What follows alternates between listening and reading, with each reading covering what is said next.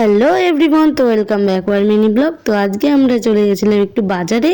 তো কিছু কেনাকাটার ছিল, কেন কি কিনতে গেলাম তো সেটা ভিডিওটা তোমাদের সাথে শেয়ার করব।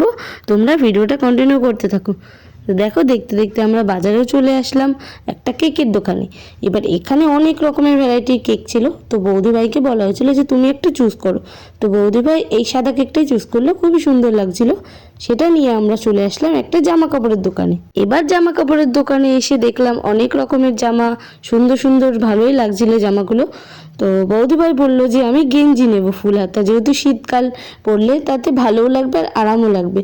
তো দেখো এই গেঞ্জিটা আমরা চুজ করলাম। তো তারপরে কেনাকাটা করে আমরা বাড়ির পথে রওনা দিলাম। এই কেকটা ঝুলিয়ে ঝুলিয়ে নিয়ে যাচ্ছিলাম। তো বৌদি ভাই খুবই ভয় পাচ্ছিল যে যেন হাত থেকে পড়ে না যায়।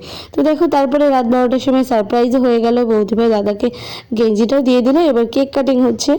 তো আমরা খুবই মজা করেছিলাম সেদিন। আর দাদার বার্থডে ছিল 1 জানুয়ারিতে।